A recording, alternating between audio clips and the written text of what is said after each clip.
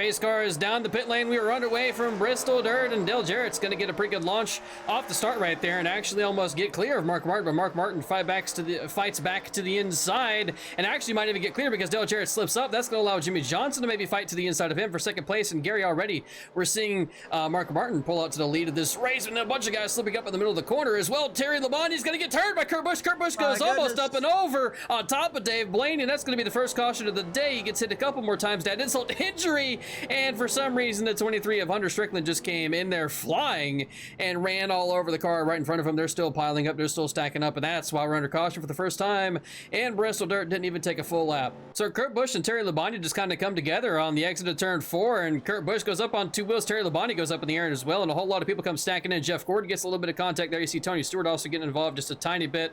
Jeff Green also gets a bit of it. I mean, a lot of people end up getting damage out of this, but luckily none of them severe. Back underway, and it's Dale Jarrett now leading the way under that caution. We only had 2 cars go a lap down, but we did have 1 retire, and that was the 23 of Hunter Strickland that you saw go full sending into the crash, so he pretty much DNF'd himself from this race and caused himself to finish last. But already Gary, Dale Jarrett and Mark Martin have done a pretty good job of getting away on this restart, and we'll have to look around through the field to see if we have any cautions or see if we have any issues. But I think I see the caution. Yep, the caution lights are on. The yellow flag is being waved, and Gary, I can't even bring you into this because we're under caution once again. Kyle Petty and the 41 come together, and that's the reason why we are under caution. They go down the back straightaway. Kyle Petty goes sliding to the inside wall. The 41 and the 4 also make a little bit of contact. Everybody comes okay though without too much damage. And up here in turn number 3, Bobby Hamilton just slides up the track into the 22 of Ward Burton and then gets hit by the 25 of Joe Nemechek. He goes spiraling around, gets hit by the 40 as well, and I think Elliott Sadler got himself involved in this, but luckily again nobody with severe damage, and that's caution number 2. Side by side already as Rusty Wallace trying to take Jimmy Johnson side by side, but actually Johnson gets the advantage to the inside, and Rusty almost goes up to the outside wall, had to kind of catch the car, and luckily he does, and still stays side by side. I think I see the yellow lights on again. I do. We have a caution one more time. Still can't even get this darn thing going.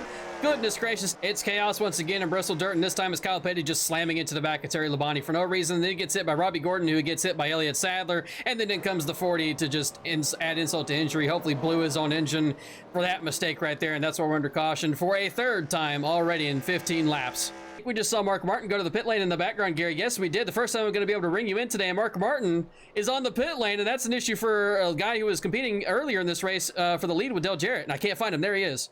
That is a massive issue. Very quick there, Jay, and we talk about it every week. The question with Mark Martin and Viagra is he peaking too early? And this is a much earlier peak than I think we've anticipated. But something has caused the yellow once again, and there's a bunch of cars on the pit lane, and I would have to imagine that the caution came from this area right here. Apparently Elliott Sadler not happy with Joe Nemechek.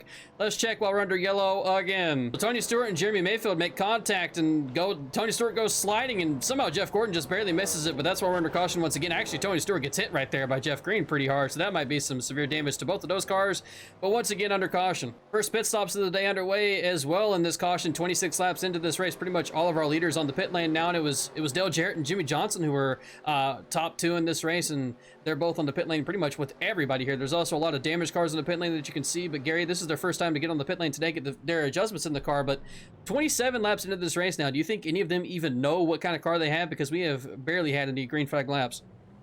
One word, no. You know, straightforward. All right, yeah, you know what, I'd probably agree with that. Backing away from Bristol Dirt, and through all of that, with a little bit of confusion now, it's Ricky Craven who leads this race, but he has some damage, and is going to get big damage right there, because he's going to put the 41 into the outside wall. Oh, my goodness. My Lord, that was a leader. Ricky Craven's still the leader of this race, and then he actually is going to the pit lane, so he's not going to be the leader anymore. It's going to be the 2-car of Rusty Wallace. He might not be leading in the moment anyways, because I saw some chaos almost sparking right there, but there's the 2-car of Rusty Wallace, and then a little bit further back here is Jeff Burton, and then Jeff Gordon and Jimmy Johnson. So oh my God, Rusty Wallace somehow just got wrecked or wrecked himself. That's going to be a caution. It is a clown show here. He's still getting nailed. Oh my God, Rusty Wallace. Ricky Craven ain't got nothing on that. 2 weeks in a row, Rusty Wallace runs into somebody who he didn't need to run into, wrecks himself right there, and I mean, he gets hit by Jimmy Johnson. He's going to get plowed in just a moment here by the 14, sorry, of Stacey Compton, and he got hit by a couple others as well. That's 2 weeks in a row where Rusty Wallace has created these issues for himself when he had a chance to win a race. About to get underway and see if we can conclude what has been a chaotic stage 1 under green. Stage 1 ends at lap number 40, so we only have 4 laps to go that time as it crossed the line, and Gary already is Jeff Burton jumping out to a lead, and Jeff Gordon sliding up to the high side and getting passed on the inside by Jeremy Mayfield. Jeremy Mayfield on the inside going for that pass. Will we see a slide job? Probably not here as we come to the final 3 laps. Oh, Jeff Burton. That Jeff Gordon has his Jeff on Jeff cautions out here from Bristol Motor Yep, Speedway, it sure is. One of the longest green flag runs of the race so far. I think that is potentially going to end the first stage early. And we're... Oh my God. What has happened? We need to see. So it's Joe Nemechek slowing up on the outside. He gets hit by Steve Park, and then he becomes a tower, goes up and over. Steve Park goes flipping over and over and over and over again, as fast as I've ever seen a car flip. And, I mean, you see Kevin Harvick blowing up right there. Jimmy Johnson also involved in that. That was the biggest crash we've had of the day. We got about 12 cars out of this race. Do you think it's going to calm down from here, or do you think it's going to continue to be just absolute chaos? I don't think we'll see a single caution other than a stage caution for the rest of this race. Getting a little bit frisky in the background there. No. Was wrong. I was completely wrong because the number 36 has gone around on the exit of turn 4. Let's see how long we make it this time. We had some pit stops happen under that caution, and that's obviously why we see Dale Jarrett back in the lead of this race once again. Now it's Ryan Newman right behind him. Robbie Gordon somehow up in the top 3, and the same thing with Dave Blaney, but Robbie Gordon may not be in the top 3 for very long. He almost got in the outside wall right there. That might have almost been some 3 wide as well right behind them. Now, Gary, what this has also done is with the law, my God, that was right there.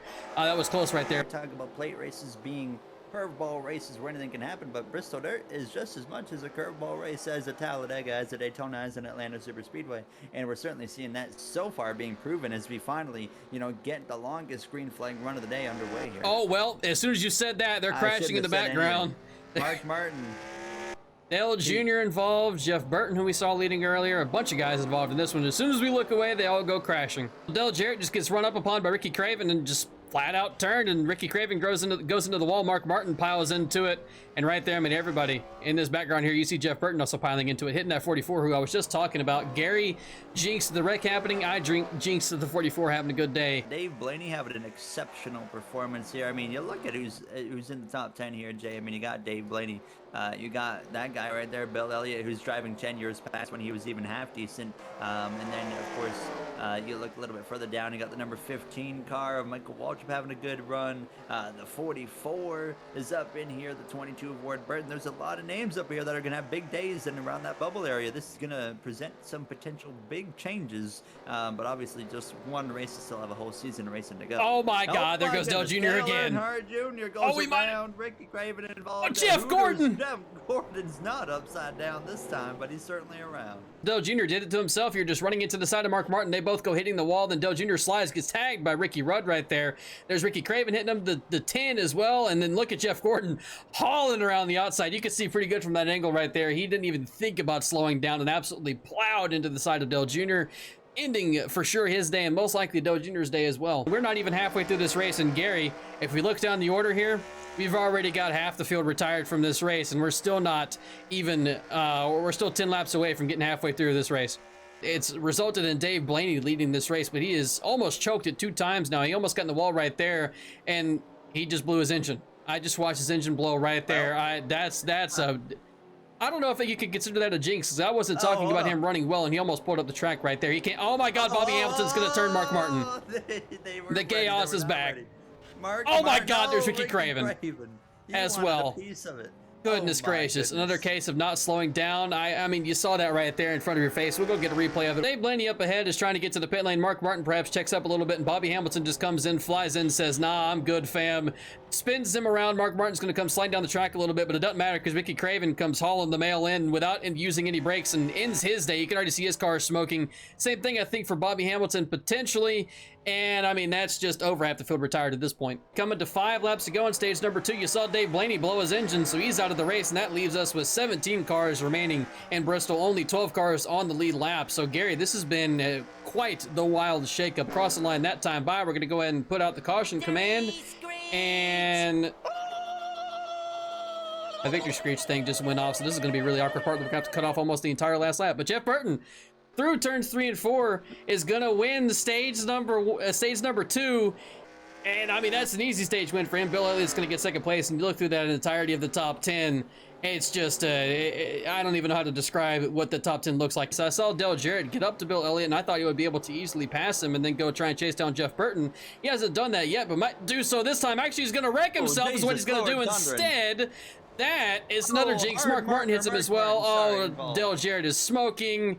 Bill Elliott got spun in that as well. My goodness, it's chaos once again. And there goes Dale Jarrett, retired from this race. He just ended his own race by wrecking himself to some. How is it? What has happened? Dale Jarrett just wrecks himself off of Bill Elliott, and he goes spinning and crashing. Bill Elliott also goes spinning as well. And then here comes Mark Martin piling into it and wound up DNFing both himself, I think, and Dale Jarrett. And then somehow up ahead, it continues with the 41 of Jimmy Spencer. He spins himself off of Robbie Gordon, even though they're already under caution.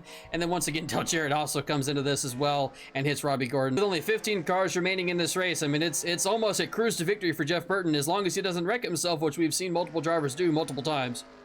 Truly would be unfortunate if he did, but I mean, Jay, we've seen Jeff Burton wreck himself under caution before at Texas Motor Speedway in 2010. So, you know, and took Jeff Gordon with him. So don't rule out anything here. Well, Jeff Burton is out the pit lane. So,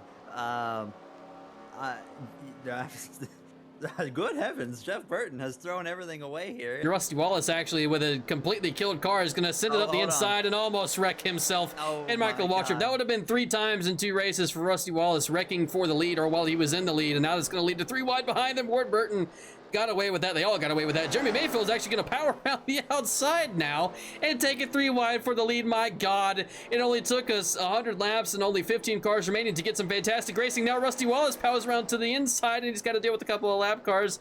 I don't know what's happening anymore, Gary. Somehow a car with no rear end is leading this race. The front end and the right side are definitely tattered on that car, but we have a car with no... Oh my God. Well, Rick Craven. I swear the perfect timings that keep happening with this race so far, with me talking about something and then immediately something bad happens. Rusty Wallace trying to get by that 28 car of Ricky Rudd, put him a lap down, just makes contact with him, spins him out, almost spins himself out, Rusty Wallace does, but he keeps going, trying to see if I can find where Bill Elliott has wrecked, and we have a caution once again. I swear, the timing, it's just like the 5th time in a row I've looked immediately to where a caution is coming out. There's a 3 wide right here with Robbie Gordon, Tony Stewart, and Jerry Nadeau. Yeah, Tony Stewart is somehow still in this race. I don't think he's in the lead lap. He's definitely about to not be on the lead lap right there. There goes Jerry Nadeau. And they're also crashing back here as well. Everybody, everything's sparking all at once. One more time, a caution. Jeff Burton, who is still a lap down, unfortunately, he had a good chance of winning this race as well, and then until he went to the pit lane, he has not had the speed ever since then. He's also back here with Tony Stewart, too, and that actually might be the last caution of the day. That will end the race. That might end the race right there. If the yellow is out, let's see if it is. It is. The pace car is on the track, Gary. That's going to end this race under caution. Off turn 4 for the final time for Michael Waltrip under caution. He's going to get this victory, and Gary, we saw him pulling away towards the end of this race, so obviously he had the pace to do it, but that is a big surprise win for Michael Waltrip. Only 15 cars finish this race, and he takes advantage of that and wins this race, locks himself into the playoffs, and that is the 2nd surprise winner we've seen this season, and both of the surprise winners have come from DEI. I don't know how to summarize the chaotic race that we just had, Gary, in Bristol Dirt. Coming in, I think you and I both knew it would be chaos because it is Bristol Dirt. That's the kind of thing you expect at a track like this, but that was insanity, and we wound up only having 14 cars to finish this race. Next week, we go from Bristol Dirt to the high banks of Talladega, so another race where we could have a potential surprise winner and some potential chaos too. But if you guys enjoyed, hit that like button. I would appreciate it a ton, and the same thing if you hit the subscribe button. I would also appreciate that a lot. I hope you guys enjoyed this video. I will see you guys next week for Talladega. Have a great rest of your day, and thank you for watching.